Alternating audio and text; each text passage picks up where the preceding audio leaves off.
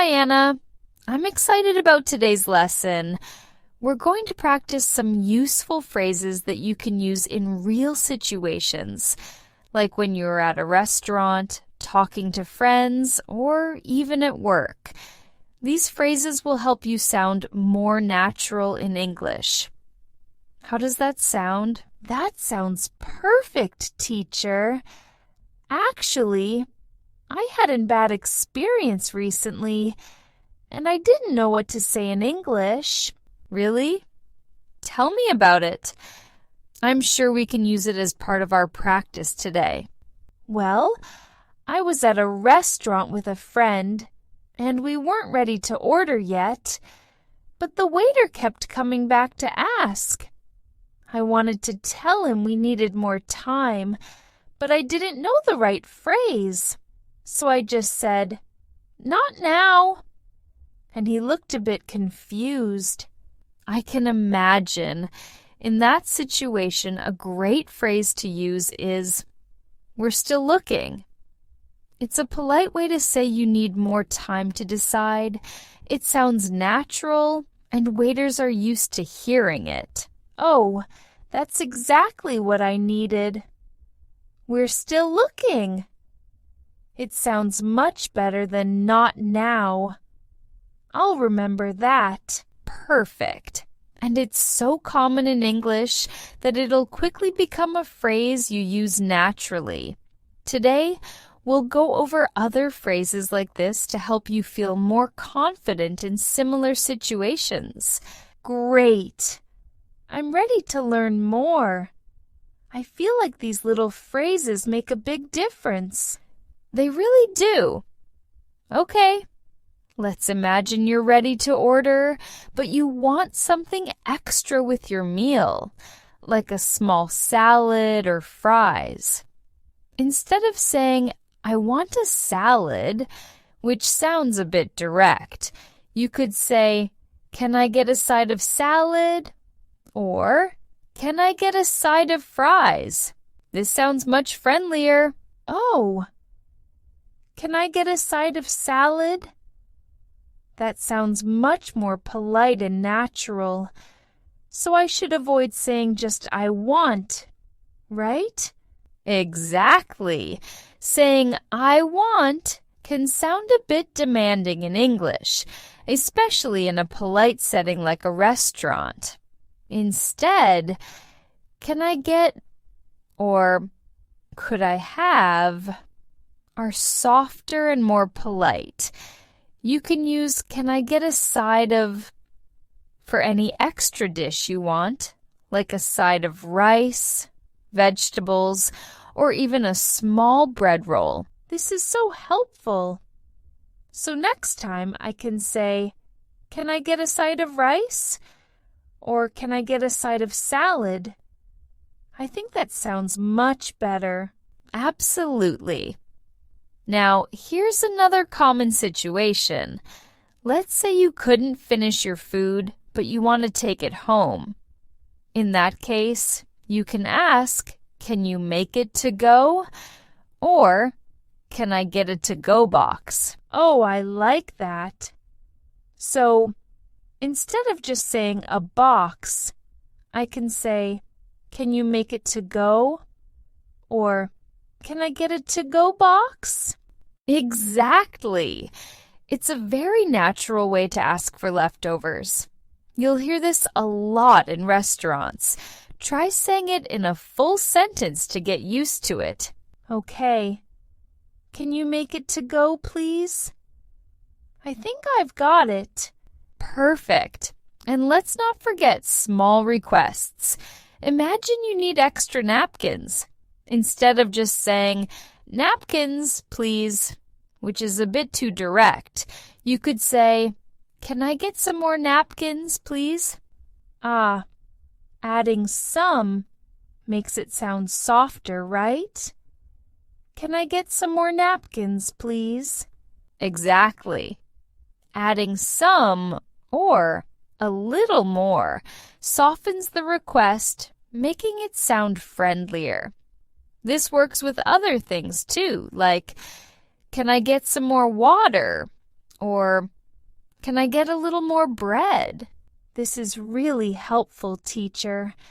I can see how these small changes make a big difference in sounding polite and natural. That's exactly the idea. These small adjustments will help you sound more fluent. Let's move on to another useful phrase. Sort of.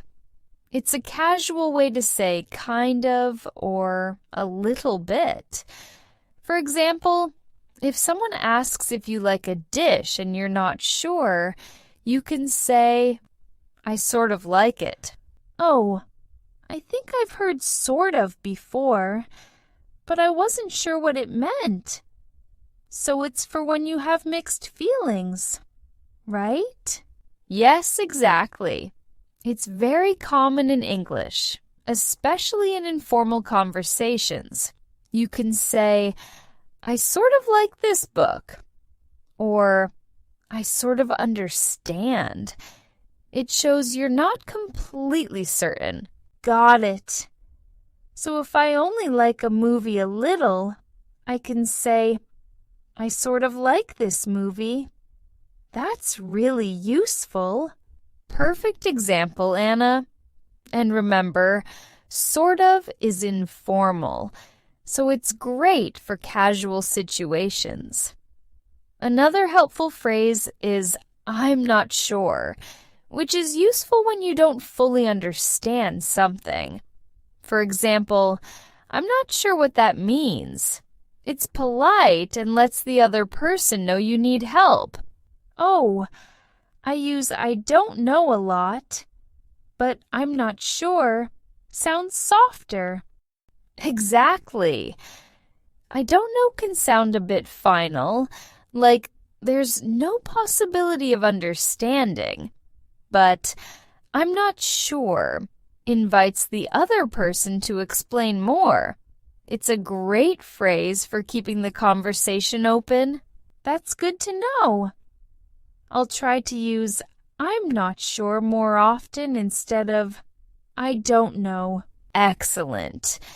Now, let's say you're talking about something you like, but you don't want to sound too direct.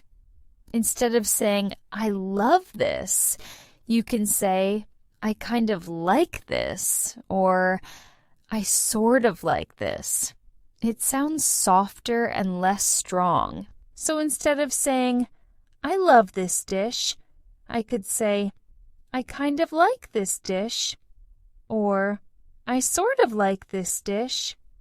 It makes it sound less strong. Exactly. English speakers often use softer language in casual conversations.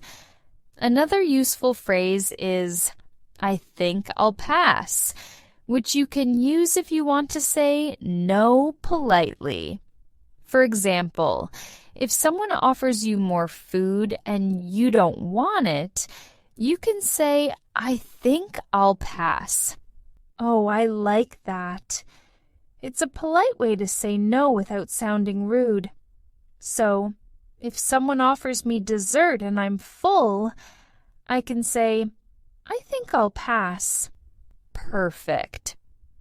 You're really getting the hang of this. These phrases make conversations feel friendlier and more natural. And here's one more. If you're unsure about something but want to be polite, you can say, could you explain that? Or, could you give me more details? I usually just say, what? But I see how, could you explain that? Sounds much friendlier. Exactly. Saying what can sound abrupt, but could you explain that? Shows interest and sounds polite. It's perfect for conversations where you want to understand better without sounding demanding. Thank you, teacher. This lesson was so helpful. I learned phrases like, we're still looking, make it to go, and I think I'll pass. These will definitely help me in real conversations. You did an amazing job today, Anna. Keep practicing, and these phrases will soon feel natural. Remember, practice makes perfect. And don't be afraid to ask questions like, "Could you explain that?" Or use phrases like, "I'm not sure." They're there to help you feel comfortable. Thanks again, teacher. I feel much more confident now. I'll definitely practice these phrases whenever I can. That's the spirit. Keep it up, and I'll see you in our next lesson. Have a great day, Anna. You too, teacher. See you next time. If you enjoyed this video and found it helpful, make sure you don't miss our next video. We have an exciting and engaging topic lined up to help you practice your listening skills. Click here to watch it and keep improving your English.